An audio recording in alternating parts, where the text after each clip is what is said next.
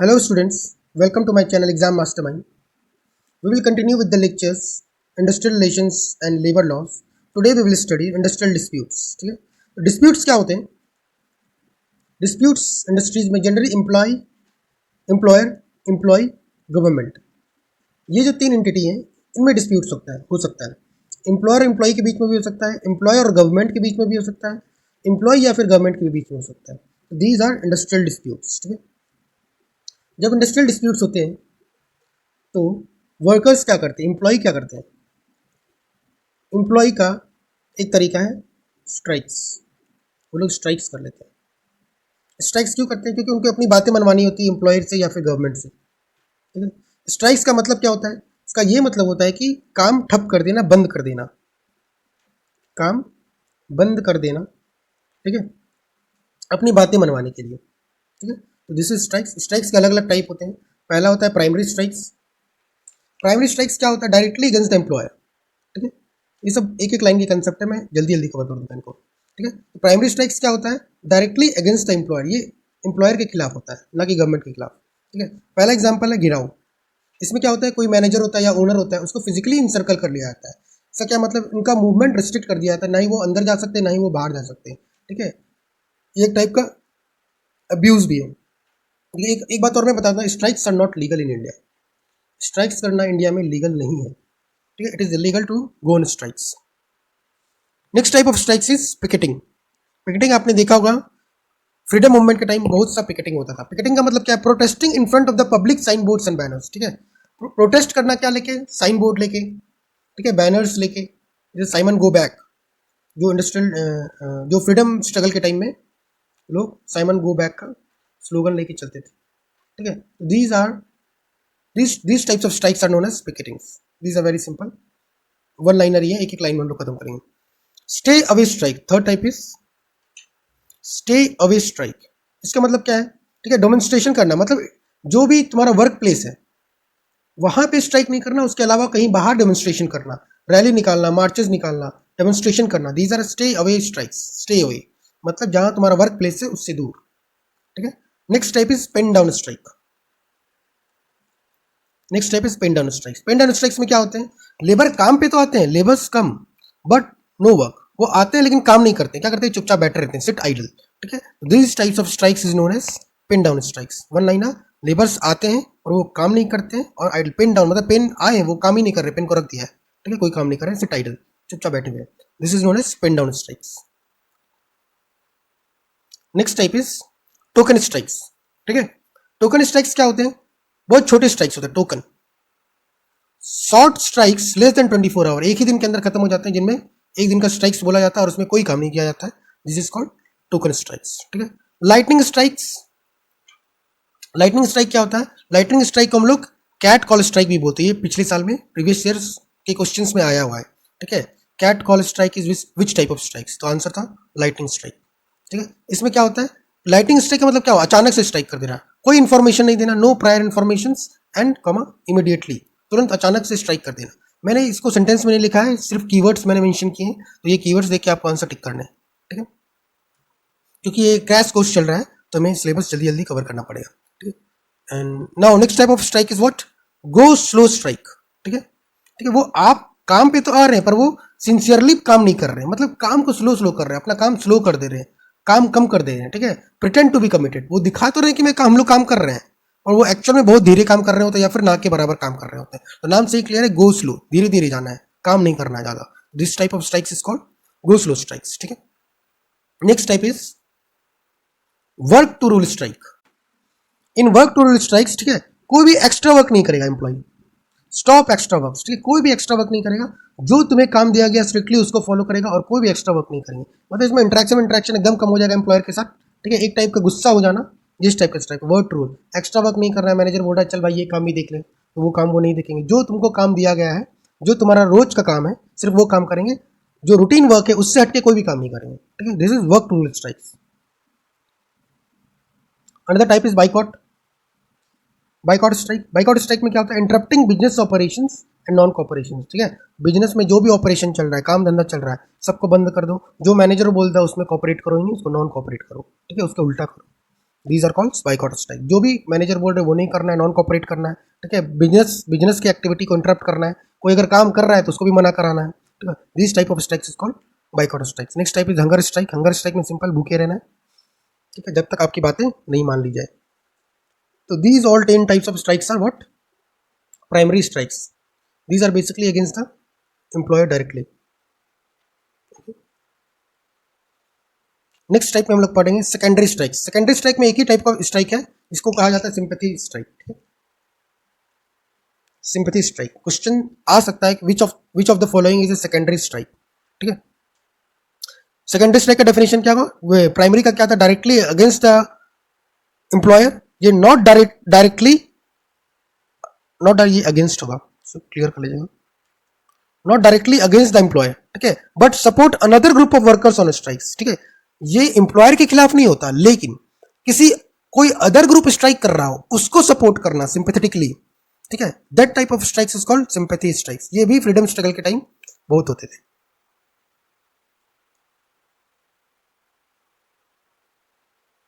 ठीक है। जैसे कांग्रेस पीजेंट्स के लिए सिंपैथी स्ट्राइक करते थे, कांग्रेस को कुछ लेना देना नहीं था, वो जहां काम करते थे उससे उनको मतलब नहीं था, इन लोग पीजेंट्स के लिए, किसी और के लिए स्ट्राइक करना, किसी और के हित के लिए स्ट्राइक करना इज कॉल्ड सिंपैथी स्ट्राइक, ठीक है। आप लोग स्पेक्ट्रम में पढ़ते होंगे कि सिंपैथी स्ट्राइक भी होता था। Now third categories are the other type of strikes, जिसमें क्या आएगा? General strike.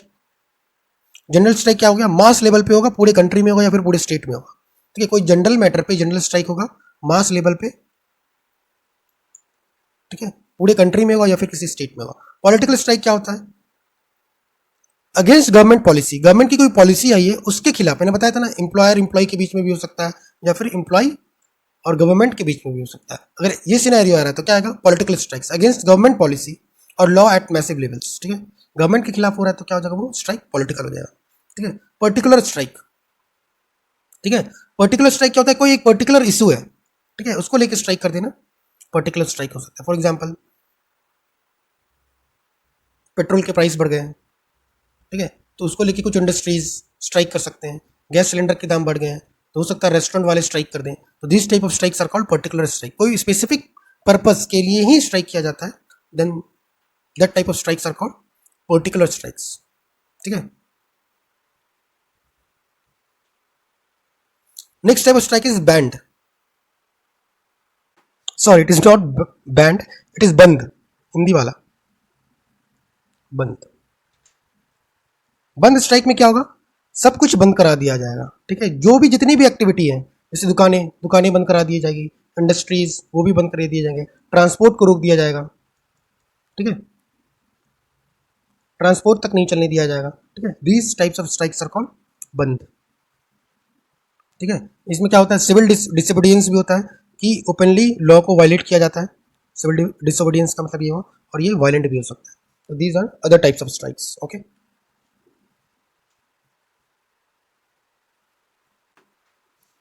अभी हम लोगों ने देखा कि एम्प्लॉय या फिर वर्कर क्या करते हैं, ठीक है, अपनी बातों को मनवाने के लिए। अब ऐसा कब क्या होगा? जब एम्प्लॉयर ही गुस्सा हो जाए वर्कर्स पे, ठीक है, एम्प्लॉयर को अपना कंडीशन मनवाना हो, ठीक है, तो वो लोग क्या करते हैं? लॉकआउट। एम्प्लॉयर लोग क्या करते हैं? लॉकआउट। ये क्या होता है? जस्ट अपोजिट टू स्ट्राइक्स, ठीक है। तो काम धंधा बंद कौन करवा देंगे? एम्प्लॉयर ही। बोलेंगे आज इंडस्ट्री चलेगी ही नहीं, ठीक है। ये एम्प्लॉयर करते हैं जनरली, ठीक है। Employer temporary closing work space को क्लोज कर देंगे। ये मैंने सेंटेंस में नहीं लिखा है, लाइन में लिखा, हो सकता है इसलिए कुछ आपको ग्रामेटिकल एरर या फिर स्पेलिंग मिस्टेक्स आपको दिखे, ठीक है, तो प्लीज़ उसको इग्नोर कीजिएगा।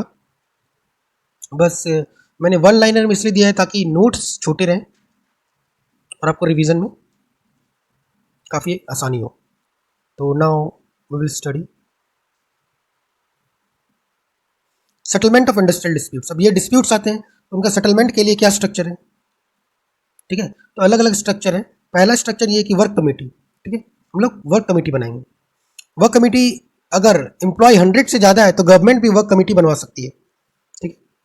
अगर employ, small stands for number of employees, ठीक है, अगर नंबर ऑफ एम्प्लॉयज 100 से ज़्यादा है तो गवर्नमेंट भी एक ऑर्डर पास करके वर्क कमेटी बना सकती है, ठीक है। वर्क कमेटी जनरली क्या होगा? एम्प्लॉयर के भी रिप्रेजेंटेटिव होंगे, एम्प्लॉय के भी रिप्रेजेंटेटिव होंगे एम्प्लॉयर के भी रिप्रेजेंटेटिव होंगे, दोनों साथ आके बैठेंगे, एक कमेटी बनाएंगे, ठीक है, और डिस्कस करेंगे भाई क्या दिक्कत हो रहा है, ठीक है, और डिस्प्यूट रिजॉल्व करने का कोशिश करेंगे, ठीक है। अगर नंबर ऑफ एम्प्लॉयज 100 से ज़्यादा है तो गवर्नमेंट बाय एन ऑर्डर, ठीक है, वर्क कमेटी फॉर्म कर सकती है, ठीक है। This is the most basic कि मतलब डिस्प्यूट हो रहा है तो क्या रहा है, दो मतलब एम्प्लॉयर एम्प्लॉय साथ बैठ के डिस्कस कर रहे हैं, that is called work committee. Next process is called conciliation. Conciliation में क्या होता है, कंसिलिएशन में क्या होगा, कंसिलिएशन ऑफिसर अपॉइंट करेंगे या फिर बोर्ड ऑफ कंसिलिएशन बनाएंगे। कंसिलिएशन ऑफिसर का मतलब क्या होगा, एक ऑफिसर ऐसा होगा जो आएगा, ठीक है, और एम्प्लॉयर के बीच में बैठेगा और इन दोनों के बीच में सहमति लाएगा, मतलब एक एग्रीमेंट करवाएगा, ठीक है। एंड अप्रोप्रिएट, ये क्या होता है, कंसिलिएशन ऑफिसर भी कौन अपॉइंट करता है, अप्रोप्रिएट गवर्नमेंट, ठीक है। अप्रोप्रिएट गवर्नमेंट का मतलब क्या हुआ इसमें, सेंट्रल भी हो सकता है, स्टेट भी हो सकता है, ठीक है, सेंट्रल गवर्नमेंट भी हो सकती है, स्टेट गवर्नमेंट भी हो सकती है, वो केस बाय केस डिसाइड करेगा। मान लो सेंट्रल रिलेटेड इशू है तो हो सकता है सेंट्रल गवर्नमेंट करे, स्टेट रिलेटेड इशू है, छोटा मोटा इशू है तो स्टेट गवर्नमेंट अपॉइंट कर सकती है कंसिलिएशन ऑफिसर। अब कंसिलिएशन हो रहा है, कंसिलिएशन हो रहा है तो उनमें जो भी आपका एग्रीमेंट बनेगा, मतलब जो भी रिजल्ट आएगा डिस्कशन का, एग्रीमेंट या फिर ऑर्डर, जो भी ऑर्डर आएगा वो बाइंडिंग होगा क्या, बाइंडिंग नहीं होगा, मतलब एम्प्लॉयर या फिर एम्प्लॉय उस ऑर्डर को मान भी सकते हैं नहीं भी मान सकते हैं, दिस इज कॉल्ड कंसिलिएशन, ठीक है। ये भी अप्रोप्रिएट गवर्नमेंट ही करती है, गवर्नमेंट ही अपॉइंट करती है, ठीक है। इसका ऑर्डर या फिर एग्रीमेंट नॉन बाइंडिंग होता है, मतलब जरूरी नहीं है कि उसको माना ही जाए, ठीक है। हाँ, और कंसिलिएशन ऑफिसर्स कोई भी डॉक्यूमेंट, ठीक है, और किसी को भी कॉल कर सकता है, डॉक्यूमेंट भी मांग सकता है कंसिलिएशन कराने के लिए, मुझे ये डॉक्यूमेंट चाहिए मतलब एज ए प्रूफ, वो डॉक्यूमेंट भी कॉल कर सकता है, या फिर एज एविडेंस किसी आदमी को भी कॉल कर सकता है, ठीक है। ये कैन कॉल और inspect documents, call any person और इंस्पेक्ट एनी डॉक्यूमेंट्स, ओके, ठीक है। जिस तरह से कंसिलिएशन ऑफिसर्स होते हैं उसी तरह बोर्ड ऑफ कंसिलिएशन होगा, मतलब क्या होगा, एक से ज़्यादा कंसिलिएशन ऑफिसर्स आएंगे, ठीक है। इन दोनों में बस ये डिफरेंस है, बाकी सारी चीज़ें सेम है, बस ये डिफरेंस है कि बोर्ड ऑफ कंसिलिएशन में एक से ज़्यादा कंसिलिएशन ऑफिसर्स आएंगे। It is appointed by the appropriate government, मतलब स्टेट गवर्नमेंट भी अपॉइंट कर सकता है या फिर सेंट्रल गवर्नमेंट भी अपॉइंट कर सकता है। इसका भी एग्रीमेंट नॉन बाइंडिंग होता है, मतलब आप मान भी सकते हैं, एम्प्लॉयर चाहे तो मानेगा, चाहेगा तो नहीं मानेगा, ठीक है। अब देखो, अब लोग नोटिस कर रहे हो कि हम लोग का लेवल बढ़ते जा रहा है। पहले क्या हो रहा है, एम्प्लॉयर और एम्प्लॉई, एम्प्लॉयर और एम्प्लॉई साथ बैठ के डिस्कशन कर रहे हैं, ठीक है, इनसे कुछ रिजल्ट नहीं आ रहा है तो ये लोग क्या जा रहे हैं, कंसिलिएशन की तरफ जा रहे हैं। कंसिलिएशन में क्या होगा, कंसिलिएशन ऑफिसर आ जाएगा या फिर बोर्ड ऑफ कंसिलिएशन आएगा। इससे भी प्रॉब्लम सॉल्व नहीं हो रहा है, क्यों, क्योंकि इसका एग्रीमेंट इज नॉन बाइंडिंग, इससे की भी सॉल्यूशन नहीं आ रहा तो वो लोग क्या करेंगे, कोर्ट जाएंगे, ठीक है। हम लोग ऐसे प्रोसेस होता है डिस्प्यूट का। Now will see court of inquiry, ठीक है। कोर्ट ऑफ इंक्वायरी में क्या होता है, ये सिमिलर होता है सिविल कोर्ट के, अंडर सीपीसी 1908 डेटा याद कर लीजिए, ठीक है। And independent person will be appointed by the government for the inquiry, इसका भी ऑर्डर नॉन बाइंडिंग होगा, ठीक है। इसमें क्या होगा, आप कोर्ट में चल जाएंगे, कोर्ट में क्या होता है, सिविल कोर्ट के जितने पावर होते हैं वो कोर्ट ऑफ इंक्वायरी को मिला हुआ होता है, ठीक है। It is similar to civil court under CPC 1908। And independent person will be appointed by government. अब कोर्ट ऑफ इंक्वायरी में भी क्या होगा, एक इंडिपेंडेंट पर्सन कौन होगा, जो ना कि एम्प्लॉयर से रिलेटेड है, ना कि एम्प्लॉय से रिलेटेड है, ना ही एम्प्लॉयर से रिलेटेड है, मतलब इनके इंटरेस्ट दोनों में से किसी के इंटरेस्ट में नहीं आना चाहिए, ये होगा इंडिपेंडेंट पर्सन, मतलब निष्पक्ष आदमी, ठीक है। जिसको कौन अपॉइंट करेगा, इसको भी अप्रोप्रिएट गवर्नमेंट करेगी, स्टेट गवर्नमेंट भी कर सकती है या फिर सेंट्रल गवर्नमेंट कर सकती है, ठीक है। ये भी जो ऑर्डर देगा, ऑर्डर मतलब क्या होता है, जजमेंट, मतलब ये बोला भाई तुम ऐसा ऐसा कर लो, जरूरी नहीं है कि एम्प्लॉय या फिर एम्प्लॉयर इसको माने, वो नहीं भी मान सकता है, नहीं मानेगा तो क्या होगा, वो फाइनली किस में जाएगा, एडजुडिकेशन। अब एडजुडिकेशन का मतलब क्या हो गया कि इसमें कंपलसरी आर्बिट्रेशन होगा, मतलब इसका ऑर्डर मानना ही पड़ेगा, कंपलसरी आर्बिट्रेशन, ठीक है। मतलब ये जो ऑर्डर देगा उसको एम्प्लॉयर या एम्प्लॉय को मानना जरूरी है। एडजुडिकेशन मतलब क्या हो गया, अब मैटर पूरा लीगल हो चुका है, अब लीगल फाइट बंदा लड़ रहा है, इतने में क्या हो रहा था, सुलह होने की कोशिश हो रही थी, लेकिन एडजुडिकेशन जैसे आ गया, ठीक है, अब क्या होगा, लीगल फाइट हो चुका है ये, ठीक है। और ये कहता है ultimate remedy through intervention of A third party appointed by the government. अब इसमें क्या होगा, एक थर्ड पार्टी को अपॉइंट किया जाएगा, उस थर्ड पार्टी को क्या बोलेंगे, एडजुडिकेटर, ठीक है। वो अपॉइंट कौन करेगा, अप्रोप्रिएट गवर्नमेंट, एप्ट गवर्नमेंट, ठीक है। इसमें भी अप्रोप्रिएट गवर्नमेंट ही अपॉइंट करेगा, वो सेंट्रल भी हो सकता है, स्टेट भी हो सकता है, ठीक है। तो ये होता है एडजुडिकेशन प्रोसेस। एडजुडिकेशन में क्या क्या आ जाते हैं आपके, तीन आते हैं, लेबर कोर्ट आते हैं, ठीक है, लेबर कोर्ट आते हैं, उसके बाद इंडस्ट्रियल ट्राइब्यूनल्स आते हैं, उसके बाद आपके आते हैं नेशनल ट्राइब्यूनल्स, 3 आते हैं, क्या क्या? लेबर कोर्ट, इस पे भी नहीं हुआ तो आगे क्या जाएंगे? इंडस्ट्रियल ट्राइब्यूनल्स, आईटी, इससे भी नहीं हुआ तो क्या जाएंगे? N t, national tribunals. ओके, तो हम लोग सबसे पहले देखते हैं लेबर कोर्ट्स। तो लेबर कोर्ट में क्या होगा? One independent person will be appointed as a presiding officer. ठीक है, एक इंडिपेंडेंट पर्सन को as a presiding officer appoint किया जाएगा। करेक्ट। ठीक है, इसका क्वालिफिकेशन क्या क्या होगा इस प्रिसाइडिंग ऑफिसर का? ठीक है, ये जज ऑफ हाई कोर्ट होना चाहिए, मिनिमम क्वालिफिकेशन, या फिर डिस्ट्रिक्ट जज और एडिशनल जज having experience greater than 3 years। ठीक है, या तो तुम हाई कोर्ट जज बन जाओ, यहाँ पे दूसरा कंडीशन यहाँ पे और मत दो, या फिर डिस्ट्रिक्ट जज और एडिशनल जज होना चाहिए जिसका मिनिमम एक्सपीरियंस कितना हो? 3 years, या फिर कोई जुडिशियल ऑफिसर है जिसका मिनिमम ईयर ऑफ एक्सपीरियंस कितना है? 7 years। ठीक है, हाई कोर्ट जज है तो इज अलाउड। ठीक है, या फिर डिस्ट्रिक्ट जज है या फिर एडिशनल डिस्ट्रिक्ट जज है। ठीक है, तो क्या क्वालिफिकेशन है इसको? इसके पास मिनिमम 3 year का एक्सपीरियंस होना चाहिए, या फिर कोई भी जुडिशियल ऑफिसर जिसके पास 7 year का एक्सपीरियंस है। तो this is the qualification for the presiding officer. ठीक है, प्रिसाइडिंग ऑफिसर बेसिकली क्या होगा? वो जज ही होगा जो ऑर्डर देगा। ठीक है, किस किस टाइप का डिस्प्यूट ये लेता है? ठीक है, standing order dispute, standing order dispute अभी हम लोग पढ़ेंगे आने वाले समय में, स्टैंडिंग ऑर्डर एक्ट। ठीक है, जिसमें हम लोग डिटेल में समझेंगे स्टैंडिंग ऑर्डर होता क्या है। अभी एक लाइन में समझाए तो स्टैंडिंग ऑर्डर क्या होता है? Terms and conditions. ठीक है, जब आप कोई जॉब ज्वाइन कर रहे हो, ठीक है, तो क्या टर्म्स एंड कंडीशन है? ठीक है, क्या वर्किंग आवर है? ठीक है, लीव का टाइम, कितने लीव है ऑफिस में, कितने हॉलीडेज हैं, तो जितने भी टर्म्स एंड कंडीशंस होते हैं, ठीक है, उनको बेसिकली कहा जाता है स्टैंडिंग ऑर्डर। ठीक है, स्टैंडिंग ऑर्डर का डिस्प्यूट हो तो आप लेबर कोर्ट जा सकते हैं। ठीक है, आपको लगता है आपको गलत तरीके से निकाला गया है तो आप लेबर कोर्ट जा सकते हैं, रॉन्गफुल डिसमिसल। ठीक है, withdrawal of any statutory concession और प्रिविलेज। ठीक है, जो गवर्नमेंट की तरफ से आपको मिलना था, लॉ है जिसको लेके, फॉर एग्जांपल आपको पीएफ मिलना चाहिए और आपको पीएफ नहीं मिल रहा है या फिर कोई प्रिविलेज नहीं मिल रहा है, तो भी आप जा सकते हैं। स्ट्राइक्स और लॉकआउट, ठीक है, इसके खिलाफ भी आप लेबर कोर्ट जा सकते हैं क्योंकि इलीगल होता है, illegal. And all matters except reserve for the industrial tribunals, बाकी सारे मैटर्स पे जा सकते हैं, किसके मैटर्स पे नहीं जा सकते? जिसमें सिर्फ और सिर्फ इंडस्ट्रियल ट्रिब्यूनल जजमेंट देता है। ठीक है, तो these are labour courts. Now we will study industrial tribunals. ठीक है, इसमें भी वही लेबर कोर्ट वाला सीन चलेगा सारा। ठीक है, प्रिसाइडिंग ऑफिसर्स क्या होंगे? Appointed by the government. ठीक है, जो भी प्रिसाइडिंग ऑफिसर है उसको कौन अपॉइंट करेगा? गवर्नमेंट करेगा। ठीक, एप्रोप्रिएट गवर्नमेंट, सेंटर भी हो सकता है, स्टेट भी हो सकता है। ठीक, जहाँ पे कुछ नहीं लिखा वहाँ पे आपको बाय डिफॉल्ट मान लेना है, सेंटर भी कर सकता है, स्टेट भी कर सकता है। ठीक है, हाँ, इसको असिस्ट करने के लिए 2 एडवाइजर आ सकते हैं।